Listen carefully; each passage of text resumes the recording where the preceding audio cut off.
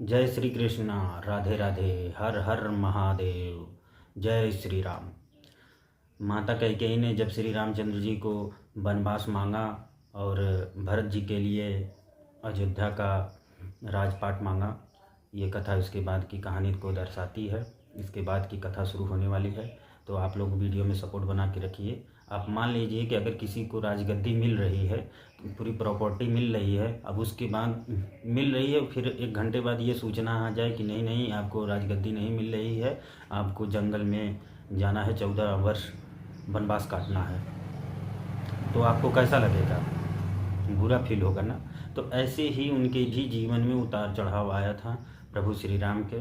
लेकिन आप लोगों को कथा पर ध्यान देना है, कथा को सुनिए ध्यान से, क्योंकि कथा में जो आनंद है वह कहीं आनंद नहीं मिलने वाला है। अगर आप अपना दिमाग फ्रेश करना चाहते हैं तो कथा को सुनते रहिए, आप मस्त रहेंगे। चलिए वीडियो को शुरू करते हैं। जय श्री राम। राम जी सुने की रात्रि में सवेरे राजा बनना है, प्रसन्न नहीं भय। सवेरे सुने वन में जाना है, दुखी नहीं भय। यही जीवन है। गोस्वामी जी कहते हैं, जो भगवान का मुख अपने भक्तों का मंगल करने के लिए सर्वकाल एक रस में बना रहता है। अच्छा आप बताऊं, आप भगवान के पास गए और आपको भगवान ने टेंशन में दिखाई पड़े।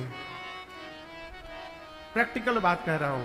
छोटा बच्चा पिता से तभी मांगता है जब वो अपने पिता को प्रसन्न मुद्रा में देखता है? पिता की यदि आंखें चढ़ी हों तो लड़का जाएगा, चेहरा देख के चुपचाप चला आएगा, कुछ बोलेगा नहीं। उसी प्रकार भगवान सर्वकाल एक रस में रहते हैं, मंद मंद मुस्कुराते रहते हैं। समस्या भी आती है तो भगवान के चेहरे पर नहीं आती। क्यों? यदि चेहरा बिगड़ा हो, उसी समय कोई भक्त आ जाए कुछ मांगने, मेरे चेहरे को देखकर वापस चला जाएगा तो मेरा भक्त वंचित न हो जाए, इसलिए भगवान एक रस में बने रहते हैं। गोस्वामी जी कहते हैं, भगवान का वो मुख सदैव भक्तों का मंगल मंजुल प्रदान करने वाला है। मैं उस मुख को बारंबार वंदन करता हूं। और तीसरा श्लोक अयोध्या कांड का, आप में से प्रायः कई लोगों को ये श्लोक स्मरण होगा। मेरे साथ गाइए, केवल गाइए नहीं, पीछे देखते भी जाइए। नीलांबुज श्यामल कोमलांगम सीता समारो पितबाम भागम पाणौ महा सायक चारु चापम नमामि राम रघुवंशनाथम। गोस्वामी जी कहते हैं, नील अंबुज के समान, नीले रंग के कमल के समान जिसके श्यामल अंग है, नीलांबुज श्यामल कोमलांगम, जिनके वाम भाग में बाईं ओर सीता समारोह पित वाम भागम, जिनके वाम भाग में जगत जननी मां श्री जानकी जी विराजमान है। पाणौ, पाणी मने हाथ, पाणौ मतलब दोनों हाथ में, महाशायक चारु चापम, एक हाथ में अमोघ बाण और दूसरे हाथ में सारंग धनुष विराजमान है। और हाथ में धनुष बाण लेकर सीता मैया के साथ जो राम जी रघुवंश के सिंहासन पर विराजमान है, उन राम जी को नमामि रामम रघुवंशनाथम, उन राम जी को मैं बारंबार नमन करता हूं, वंदन करता हूं। हमारे पूज्यपाद गुरुदेव भगवान कहते हैं, जो मनुष्य इस श्लोक को भी एक बार पढ़ लेता है, उसे उसी क्षण संपूर्ण श्री रामचरितमानस पढ़ने का फल प्राप्त हो जाता है। पूरे श्री रामचरितमानस का फल केवल एक श्लोक में। क्यों? इसी श्लोक में गोस्वामी जी ने 7 कांड लिख दिया। नीलांबुज श्यामल कोमलांगम, भगवान की बाल लीला पूरी हो गई। सीता समारोह पितवाम भागम, वाम भाग में सीता मैया विराजमान है, श्री सीताराम विवाह संपन्न हो गया, बाल कांड पूरा। अयोध्या कांड में राम जी 14 साल के लिए वन निकले, हाथ में धनुष बाण लेके। पाणौ महाशायक चारु चापम, भगवान वन में निकले, रावण का संहार किए। अयोध्या कांड, अरण्य कांड, किष्किंधा कांड, सुंदर कांड, लंका कांड पूरा। रावण को मार करके अयोध्या वापस आए, मैया के साथ राज सिंहासन पर विराजमान हुए। भगवान का राज्याभिषेक हुआ। नमामि रामम रघुवंशनाथम, उत्तर कांड पूरा। एक श्लोक में गोस्वामी जी ने पूरे श्री रामचरितमानस का सारांश निचोड़ करके भर दिया। इसलिए इस श्लोक को रोज एक बार पढ़ने का स्वभाव बनाइए। 5 सेकंड लगना है घड़ी से देख के। कितना? 5 सेकंड। आदमी कहता है महाराज टाइम नहीं है। हम लोग एक बार खंडवा कथा गाने गए, खंडवा 2018 में, फरवरी के महीने में, 18 में। तो वहां जो सामान्यतः ये जो मंच है, मंच का जो ऊंचाई है ये निश्चित है, इससे थोड़े छोटा हो जाए, इससे ऊपर नहीं हो सकता। वहां पर जो मंच बनाए थे पंडाल वाले भैया, वो 5 फुट लंबा मंच बना दिए थे, ऊपर से व्यासपीठ भी ऊंचा।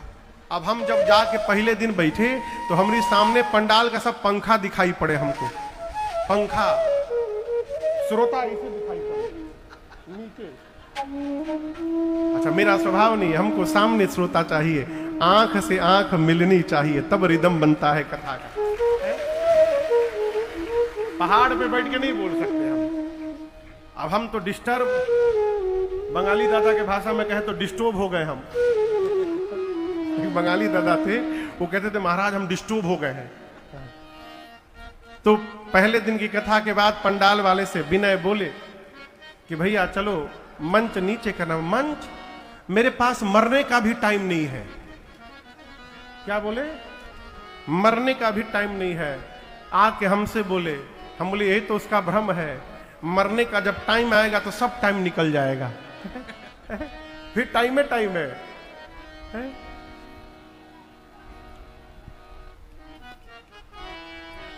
समय निकालिए, सब चल रहा है, ये भी चलेगा।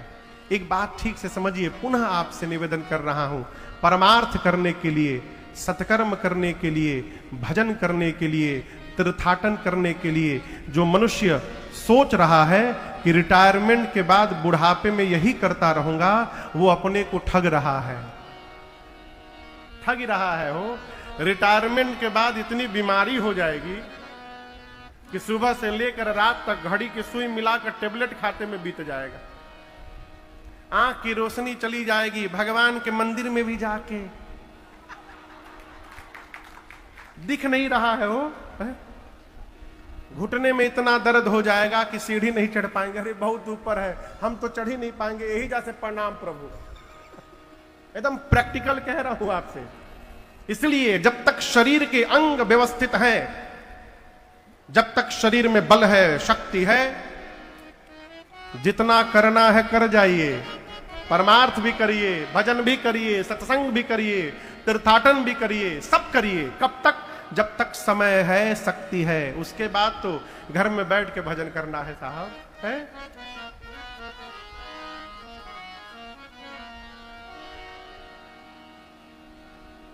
गोस्वामी जी ने 3 श्लोक लिखे और उसके बाद पहला दोहा लिखा अयोध्या कांड का। ये दोहा आप सबको स्मरण है, छोटे छोटे बच्चों को भी याद है, इसलिए जितने छोटे छोटे बच्चे हैं सब गाएंगे साथ में। ये सबको याद है ये दोहा, अयोध्या कांड का पहला दोहा।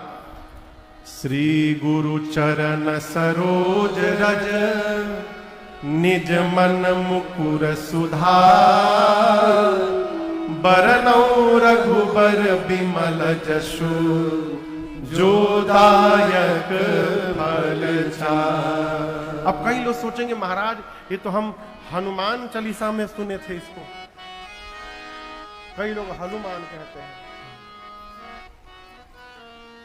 ये श्री हनुमान चालीसा जी का दोहा ठीक है, उसमें लिखा है, लेकिन वहां का है नहीं। ये अयोध्या कांड का पहला दोहा है, यहां से उठा करके वहां रख दिया गया है इसको। गोस्वामी तुलसीदास जी महाराज अयोध्या कांड की कथा लिखने से पहले अपने मन रूपी दर्पण को निर्मल करते हैं। क्यों? मन जब तक निर्मल नहीं होगा तब तक भगवान की कथा न समझ में आएगी, न भगवान की लीला दिखाई पड़ेगी। ये मन कैसे निर्मल होगा? गुरु चरण की कृपा से, गुरुदेव भगवान की कृपा से, सदगुरु की कृपा से मन होगा निर्मल। ऐसे भगवान की कृपा से, अपने कृपा से होने वाला प्रयास से नहीं है। दुकान में टेबलेट यदि मिलित ना मन निर्मल करने का, तो सबसे अधिक वही टेबलेट बिका था।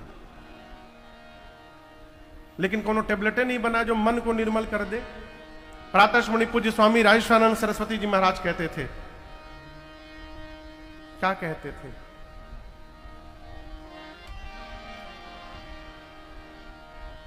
ये स्वामी जी का पद है।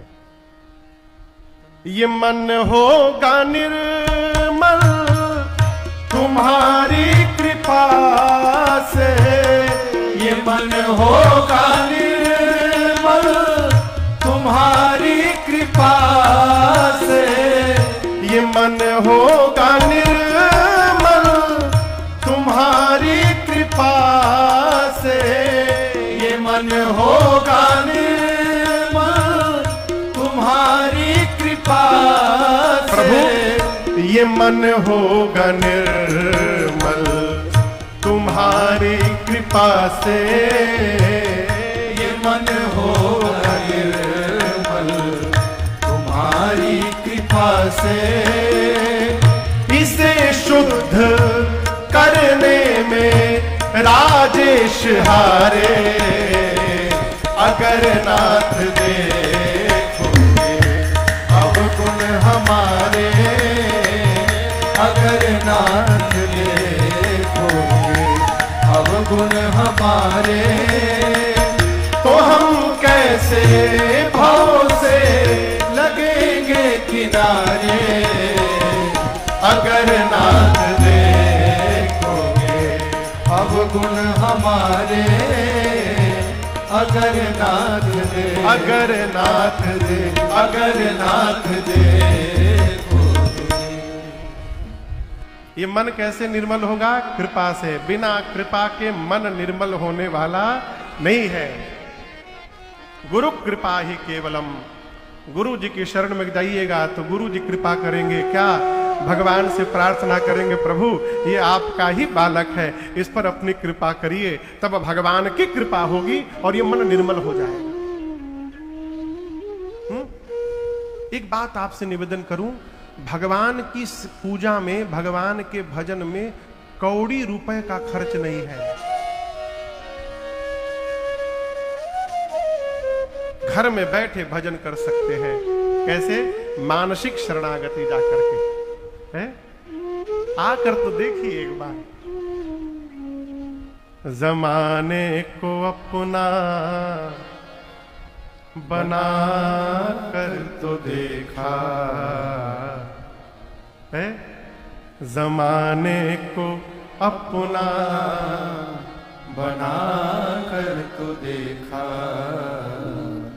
इन्हें भी तुम अपना बना कर तो देखो।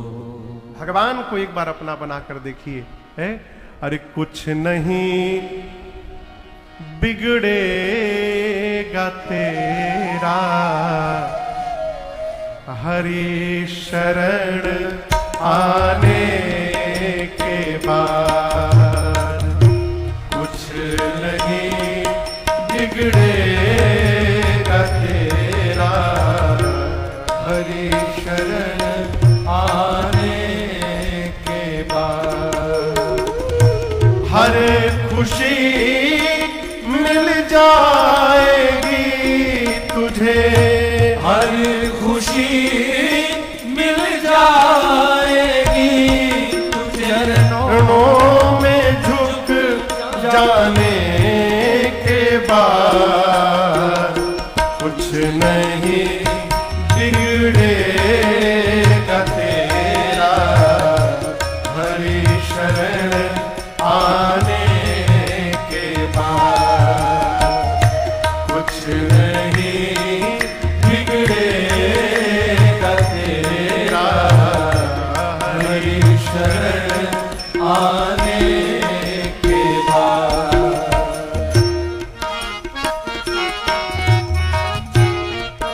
कई लोग कहते हैं महाराज भगवान का भजन करने में कष्ट बहुत मिलता है, जो भगवान का भजन करता है भगवान उसको दुख बहुत देते हैं। लोग कहते हैं, आप भी देखते होंगे सुनते होंगे। अभी एसपी साहिबा आके बैठी थी, व्यस्तता है, बाबूजी बैठे हैं, किसी काम से बाहर निकली हैं, वो एक परीक्षा पास की होंगी, आईएएस की परीक्षा पास की होंगी ना, आईएएस पीसीएस की। वो परीक्षा भारत में सबसे कठिन परीक्षा है, बहुत मेहनत लगता है, बहुत तपस्या लगती है, लेकिन जो उस परीक्षा को पास कर लेता है वो समाज के सबसे ऊंचे पद पर जाकर प्रतिष्ठापित हो जाता है, बैठ जाता है। उसी प्रकार भगवान जिसको जितना ऊंचा पद देना चाहते हैं उस भक्त का उतना कठिन परीक्षा लेते हैं। इसलिए दुख से घबराना नहीं चाहिए, ये समझिए कि एग्जाम चल रहा है मेरा, भगवान परीक्षा ले रहे हैं। प्रेम के मंजिल के राही कष्ट पाते हैं मगर प्रेम के मंजिल के राही कष्ट पाते हैं मगर। याद रखिएगा, बीज फलता है सदा, बीज फलता है सदा, कब मिट्टी में मिल जाने के बाद कुछ नहीं बिगड़ेगा तेरा, हरि शरण आने के बाद। बीज फलता है सदा, बीज फलता है सदा, मिट्टी में मिल जाने के बाद कुछ नहीं बिगड़ेगा तेरा, हरि शरण आने के बाद कुछ नहीं बिगड़ेगा तेरा, हरि शरण आने के बाद।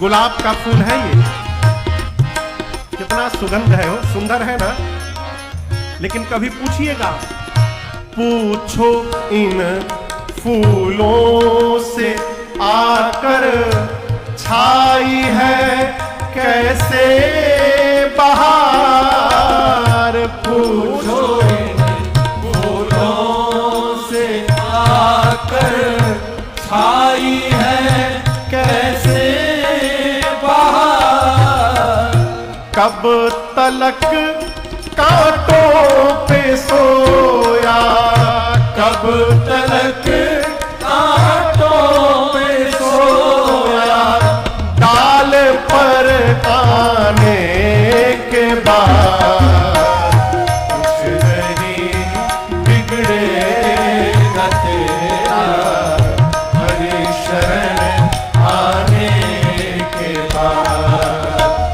कब तलक कांटों पे सोया, कब तलक कांटों पे सोया, डाल पर आने के बाद कुछ नहीं बिगड़ेगा तेरा, हरि शरण आने के बाद कुछ नहीं बिगड़ेगा तेरा, हरि शरण आने के बाद। समय जीवन का विपरीत चल रहा है, घबराइए मत, धैर्य रखिए। साधक कहता है, देख कर काली घटा को ऐ भ्रमर मत हो निराश, देख कर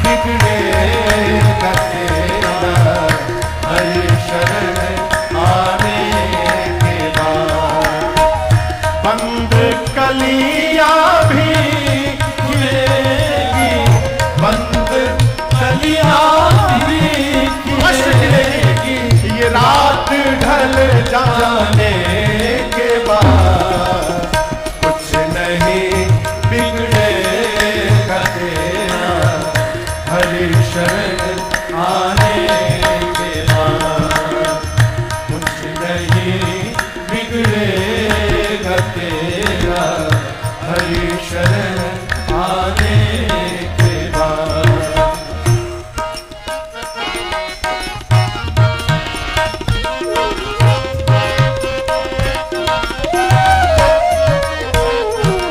एक शब्द है भेद। भेद जानते हैं ना, भेद। तुम बड़े हो, तुम छोटे हो, तुम यहां कैसे आगे, बाहर बैठो बाहर बैठो, ये भेद है। भगवान ने भेद नहीं किया हो, हम उसी भगवान को लेके भेद बनाए बैठे हैं।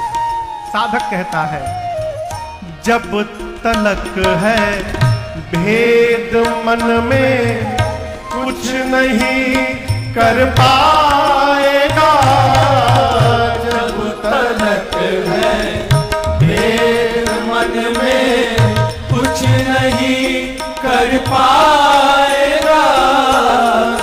रंग लाएगा ये साधन, रंग लाएगा ये साधन, तब भेद मिट जाने के बाद कुछ नहीं बिगड़ेगा तेरा, हरि शरण आने के बाद कुछ नहीं बिगड़ेगा तेरा, हरि शरण आने के बाद। हर खुशी मिल जाएगी तुझे, हर खुशी मिल जाएगी, चरणों में झुक जाने के बाद कुछ नहीं बिगड़ेगा तेरा, हरि शरण आने के बाद कुछ नहीं बिगड़ेगा तेरा, हरि शरण आने के बाद, हरि शरण आने के बाद, हरि शरण आने के बाद।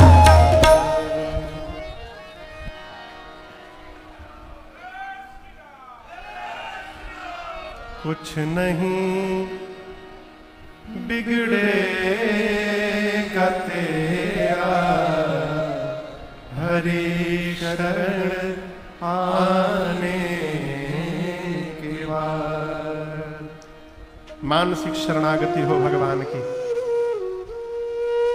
मानसिक शरणागति हो। प्रभु हम आपकी शरण में हैं।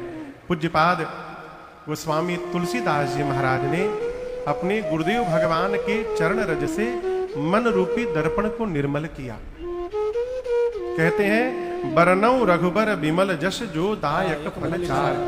अब जो मैं कथा गाने जा रहा हूं, ये कथा जीव को चारों पुरुषार्थ प्रदान करने वाला है। गोस्वामी तुलसीदास जी महाराज कथा प्रारंभ किए, कहते हैं जब ते राम ब्याहि घर आए, नित नव मंगल मोद बधाए। राम जी जिस दिन से विवाह करके आए हैं, उस दिन से श्रीधाम अवध में नित्य आनंद महोत्सव मनाया जा रहा है। नित्य नव मंगल। देखिए आनंद में रहना भी ये स्वभाव है। कई लोग कुछ भी ना रहे ना तो प्रसन्न रहते हैं, और कई लोग सब कुछ होने के बाद भी रोते हुए दिखाई पड़ते हैं। जीवन तो काटना ही है। अब हमको डिसाइड करना है कि रो रो के काटना है कि नाचते नाचते काटना है, ये हमको डिसाइड करना है। कहो आनंद कब बना रहेगा पता है? जब ये माना जाएगा कि जो प्राप्त